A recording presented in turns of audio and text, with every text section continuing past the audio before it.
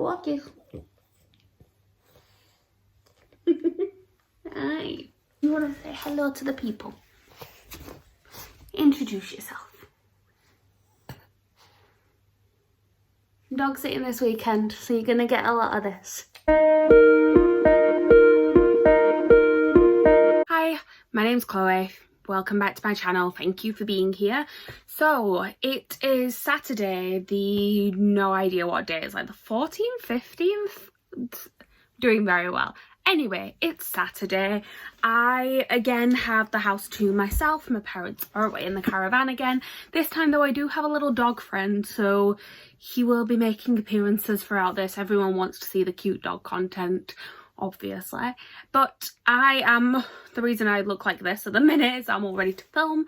So I thought I would just do a little bit of check-in, tell you where I'm at and what my plans are for the weekend.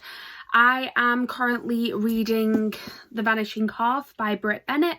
So this book is basically about a set of twins who are, I believe they're mixed race, but they're very light skinned. They come from a town where basically the ideal has been that every generation the new residents of the town will become lighter and lighter skinned, which colorism is a whole thing that is going to be discussed in this book. I'm going to guess. I'm only about 50 pages in at the minute, but basically the idea is that they disappeared from the town when they were teenagers, and then one of them has come back so far. I'm assuming the other one is going to appear in the town as well, and they live two very separate lives. So one of them the one who's come back so far has married a dark-skinned black man, and she has a dark-skinned black daughter. The other one has ended up passing as white. So obviously they are living very different lives, with everything that brings about. Is set in the 60s in America, so obviously we know that racism is still a big issue in this day and age, but in the 60s as well. This was sort of right in the middle of the civil rights movement, so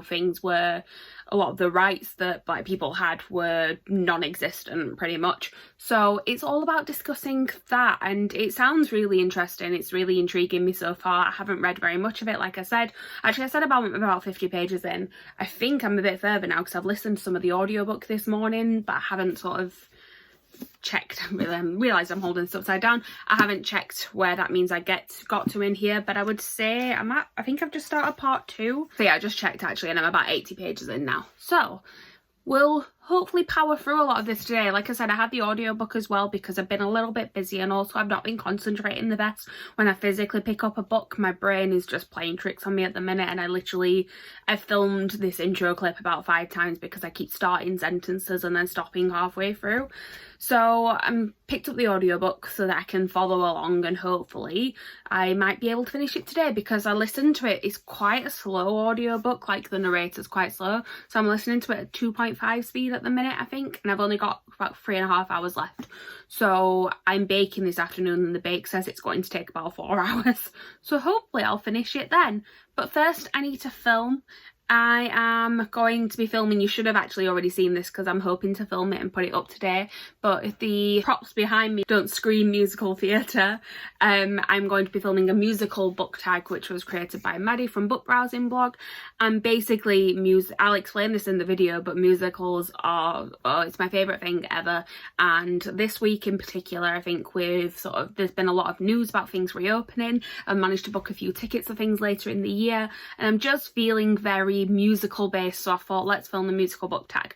So I'm going to go and do that now. I was planning on like filming something else, and I actually have something filmed I could put up this afternoon, but I just don't want to put it up yet. I want to wait a little bit, so I thought I'm going to film this. I'm going to try and get it edited, and yes, edit, film, read. That's the plan for the day. Look after my dog at some point. He is literally, when I say at some point, I'm not neglecting him at the minute. I've fed him, I've walked him. He's a very lazy dog. He's a little bit old now, so he is sat on, like, I'm in my bedroom at the minute, and he is on the landing at the top of the stairs, just snoring away. So he's fairly content. He's fine. If he wants me, he'll come to me. He keeps coming and giving me hugs every so often. He's fine. I'm not neglecting the dog. The aftermath of filming again. I'll come and tidy it in a bit. So, quick update just to let you know, I have not read anything yet because of course I haven't. That video, I ended up having an hour of footage. I don't think it's going to be an hour when I edit it, but I've now got like 2.5 hours to edit. I've started editing some of it, some of the fun or cringy, you decide when you watch it, parts of it, but it was really fun to do. It was literally just me gushing about musical theatre for a while. So what I'm going to go and do now is go and have some lunch and listen to a little bit of my audiobook while I do that, and then I will edit the video and then I will read tonight. I will actually get some reading done. So just wanted to give you a little bit of an update. I don't know when this is getting tidied. Eventually.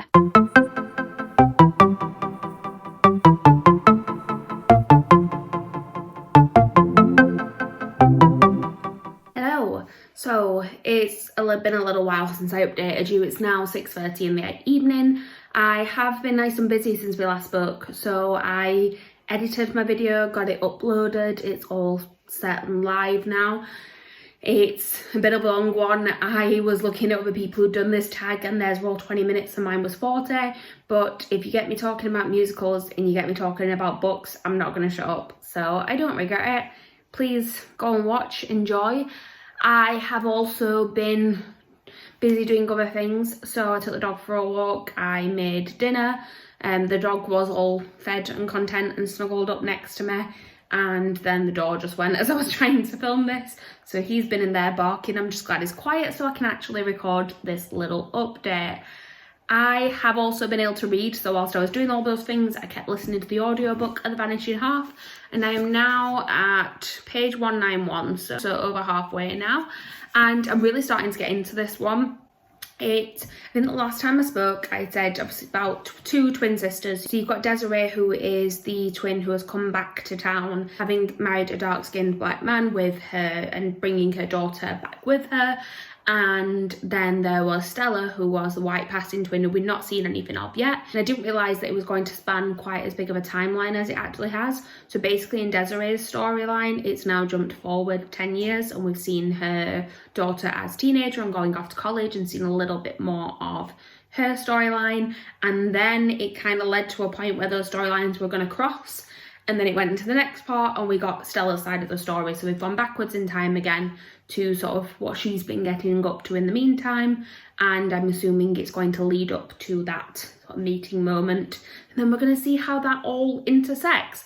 It's really interesting. I'm glad I'm listening to the audiobook because I think that's keeping me involved a little bit. The narrator's really good, so that is helping a lot as well. I just think, like I said, I'm struggling a little bit with concentration at the minute, so I know that if I was reading this physically, I wouldn't be as involved in the story, so that's definitely good to help. But also I do think that sometimes, although I do like the sort of multi-generational story and things like that, with how short this is, I do feel like I'm not getting a very fleshed out picture. It feels like it's little sort of like vignettes of their life rather than actually going in depth of anything, and that's not always my favourite. That tends to be what I find about books that tend to span a little bit too long. I mean, I'm saying that, and then one of my favourite books of last year was The Invisible Life of Addie LaRue, which definitely had an element of that in there, but that also did have like a fantasy element to it, and it had one particular section that was like very focal. It just had the little flashbacks more, whereas this seems like it's sort of fleeting moments all the way through their lives.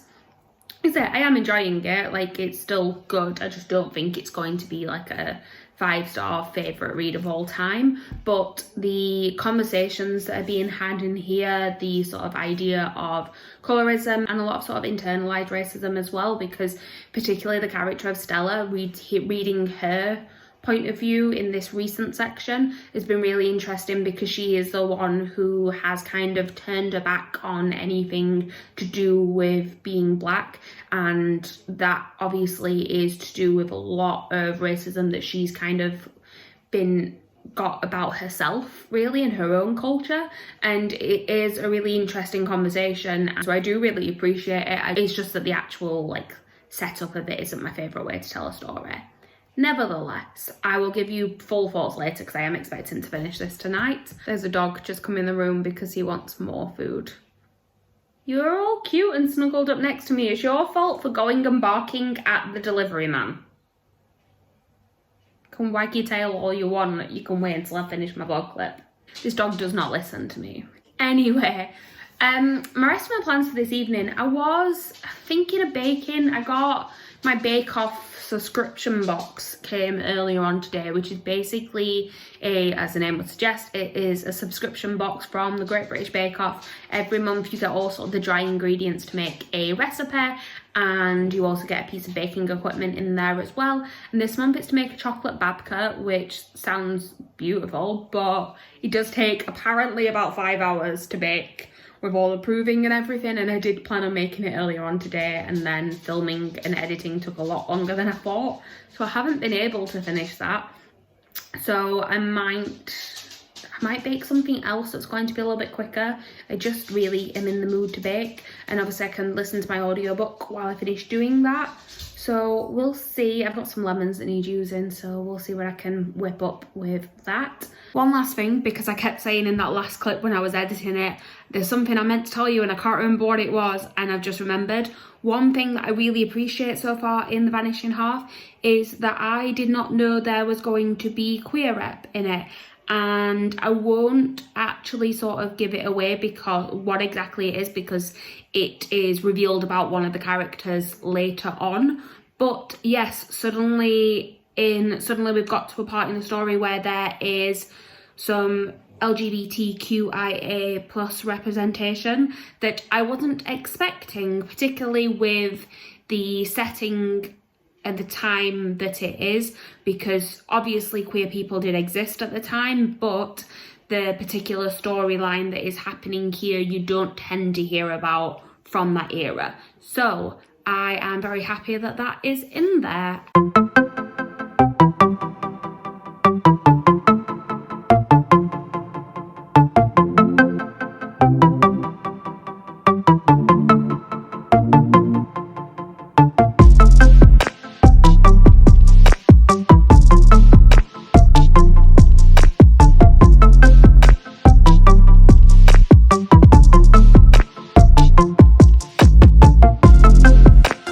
Finished it. It is 10:15 in the evening, and I've literally just finished Vanishing Half. I've just put it through Callpile, and I was pretty sure what my rating was going to be, but it did confirm it. I'm giving this one a 4-star. It was very, very good. Like, I was looking on Goodreads and there's a lot of 5-star ratings, and I can definitely understand why. The storyline was great. The way that the stories all sort of weaved into each other was really good as well. I think the only sort of criticisms I have, other than the fact that I mentioned that these types of stories where it's like little snippets of life aren't always my favourite. So I think that from like an enjoyment level, whilst I can see what it did was really well done, it possibly just wasn't my favourite type of book. But other than that, I think the only other comment that I have is that with the characters, I felt like... Sorry, by the way, just to interrupt this. The dog is being very, very loud. If you want to... There he is. With the characters, we had basically 4 main characters, and that was the 2 twins and both of their daughters. And I felt like the daughters, both of them, were very well sort of rounded characters. You got a real glimpse of who they were and why they were that way, what their upbringing had been. And I felt like one of the twins, Stella, actually had a really fleshed out story as well, whereas Desiree, I felt like they kind of set her up as the one you were following at the beginning, and then as soon as we went into the later section when you were getting to know Stella a little bit more and you were getting to know the 2 daughters more as well, Desiree kind of got forgotten about. You didn't really see her very much, and I just felt like that balance just didn't quite work, so that knocked it down a little bit as well, just for characters. So it's a very, very high 4, but there are just a few things that could have been tweaked. Anyway, I am Like I said, it's 10:15. I don't think I'm going to be picking anything else up tonight. I am still watching some sprints and they are just about to end. Like literally it's 45 seconds left of this one and this is the last one. And I think I'm going to call it a night. I'm just going to watch a little bit of TV before I go to sleep.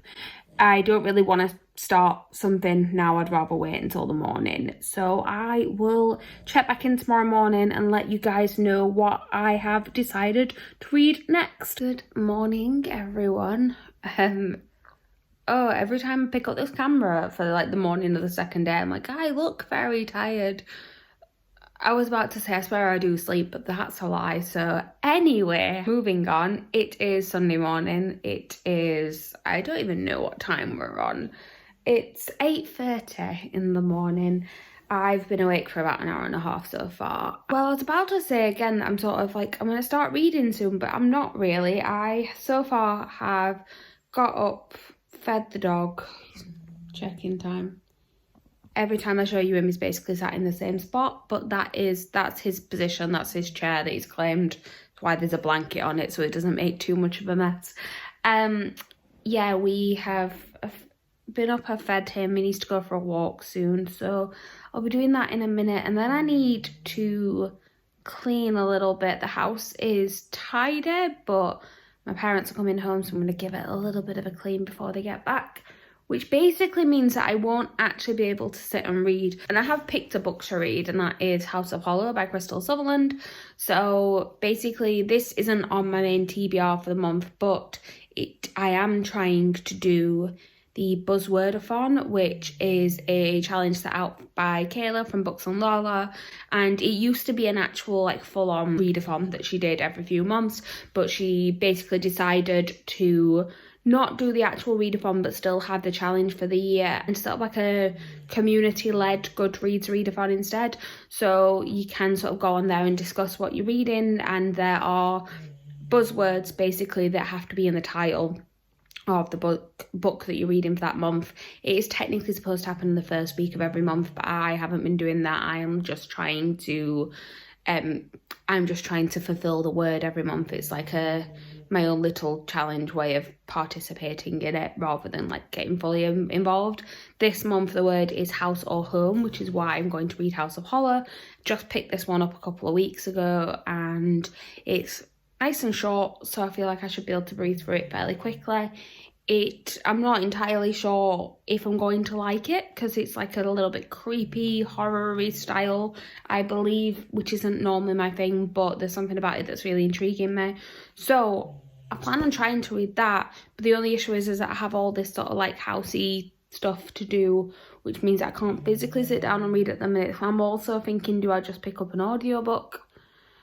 But if I had this on audiobook, it'd be great, but I don't.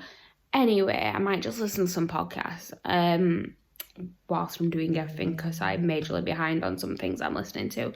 You don't need to know that. I am going to go and do things like that, and I will update you all later when I am actually able to read. Really quick check-in. I've just picked up House of Hollow. I am literally only 11 pages in. I've read the prologue. I'm on to chapter 1, and there's just something really random that's irritated me about it. I am actually enjoying it. It sort of grabbed my interest fairly quickly, but I wasn't sure where this book was set going into it, and in the last page somebody's mentioned going on a run around Hampstead Heath, and so that leads me to believe that it's set in London. They've also been like other sort of Britishisms in there. So talked about her mother working at A&E rather than the ER. So yeah, sounds like London to me.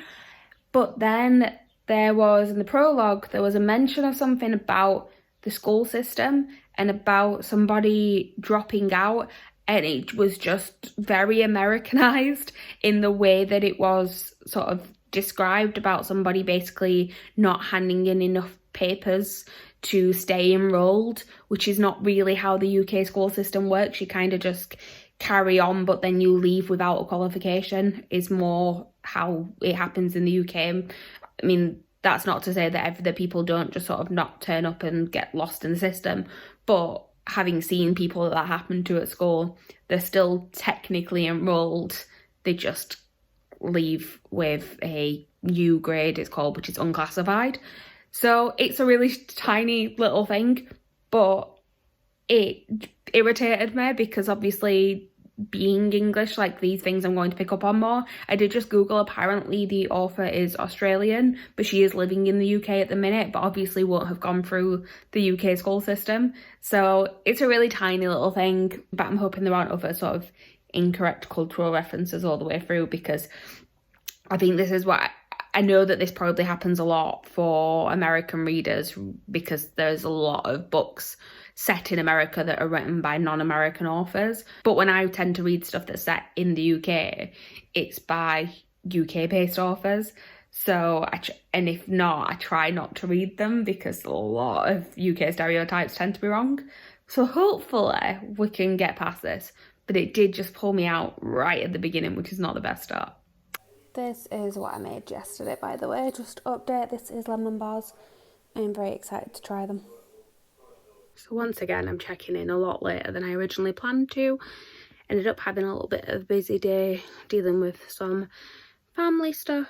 So nothing major, just needed to go and help somebody out with something. So I haven't really been able to read. I am a whole 3 chapters into House of Horror so far. I'm enjoying it. I mean, like I said, I haven't read much. I'm like 30 pages in, but it's sort of mysterious enough for me to want to carry on reading to figure out what it is that's happened. Basically, so far, I don't think I've actually spoke about the concept of this in this video so far, but basically it is about 3 sisters who mysteriously disappeared when they were younger, and when they came back they were all slightly changed. So their hair colour had gone from dark to white, their eyes had changed from blue to black, and they all had this scar on their throat, and basically weird things kind of started happening since. The sisters had then sort of been split up a little bit. 2 of them had moved out, and from what I can gather, this is going to be about what happens when the sisters kind of reunite and weird stuff starts happening again. So far we're just getting one sister's perspective, and sort of she's living a fairly normal life while her older sisters have moved away. But like I said, I'm guessing that's going to change soon.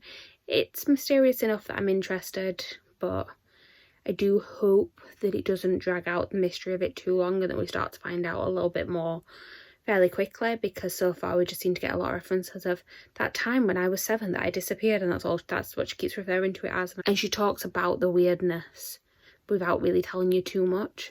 So I'd either want to know a little bit more about what actually happened when she disappeared, or a little bit more about the weirdness after, but not just sort of very vague references to it. Like I said, I'm only about 30 pages in, so that's a really early sort of criticism, and it might change. I do want to show you one more thing before I sort of crack on with reading that. I'm going to try and read for an hour before I go to sleep tonight.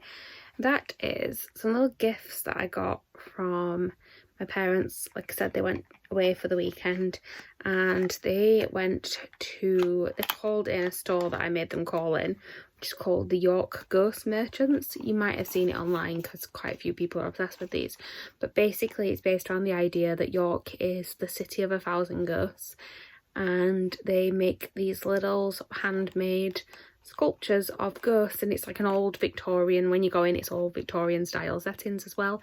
I really want to go, but I wasn't going anywhere near there at the time, so I made them go and pick me one up just so I could have one, and eventually I'll get to the shop. But they come sort of wrapped in these little pretty boxes, and it's got shambles all around it, and there are lots and lots of different designs to choose from. I sort of just gave them the instruction that I like, kind of like the more like marbly effect ones. So this is what they came back with. It's a little ghosty. He's so cute. So this is my little ghost friend. He's gonna sit on my bookcase. And then I bought this one. I sent them and asked them to fetch it for me. But then as a gift for looking after the family dog, who is my dog, so I don't really need a gift for looking after him, but it was much appreciated anyway, I got a tiny little baby one as well, which is all like paintified. So I don't know if I can hold both of these up whilst holding the camera. But we have Big Ghost and Baby Ghost. I just think they're really cute. I just thought I'd give you a little bit of a closer up view of my little ghosty friends.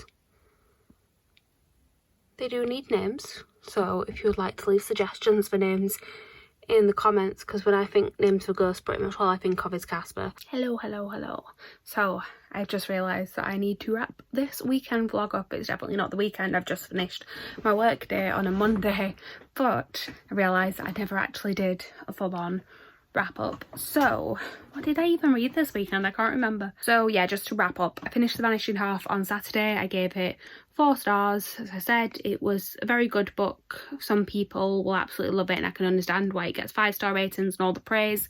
Very, very good, just not the whole little slices of life as we go along isn't necessarily my favourite type of storytelling. So whilst the story was very good and the characters were good, although I did have issues with one character not being completely fleshed out, but all of that generally was good. It was just the actual style of story, because I can't even say it's anything like, it's not this badly written, it's literally just that particular setup of storyline isn't for me. So very, very high 4-star rating, and completely subjective obviously. And then I am now reading House of Hollow. So I didn't manage to read too much of this last night. I'm about 50 pages in now, I think. I am enjoying it so far. There's been another couple of instances that have pulled me out of it. They were talking about somebody needing to get through till graduation. I'm like, we don't really do graduation over here. I mean, like, not in secondary school anyway. You have like, a lot of schools now do a graduation ceremony, but no one really counts down till graduation day because it's just not a thing. Anyway, silly little things that aren't British enough are irritating me, and it's pulling me out of loving this book as much as I should do. Again, still don't really know much of what's happening yet. I feel like we're just starting to get into the creepiness of it, which is good because it's not too far in, and as I said yesterday, I don't want it to sort of drag on too long before we really get into the meat of it, which it doesn't seem like it is, so it's all good. But yeah, thank you all for joining me on this little weekend reading vlog. It's not been the most exciting. You saw some clips of my dog. I baked some lemon bars. I read some books. That is about it. Hopefully the next time I do... Actually, I think the next time... I don't think I'll be vlogging next weekend. I will be starting up more regular weekly reading vlogs again. Hopefully starting at the beginning of June, because I'm planning on doing weekly reading vlogs for Whatever You Want-a-thon. So join me for those. But right now I'm going to go. I need to pack up my desk and eat something, so I'm going to go. Thank you all for watching. Please like, comment, subscribe, all that good stuff down below. Please talk to me. Tell me what you guys have been reading recently. I would love to know. I'd love to get some more recommendations. If anyone has any queer contemporary recommendations that I can read in June, that'd be greatly appreciated. But yeah, thanks for watching, and I'll talk to you guys next time. Bye.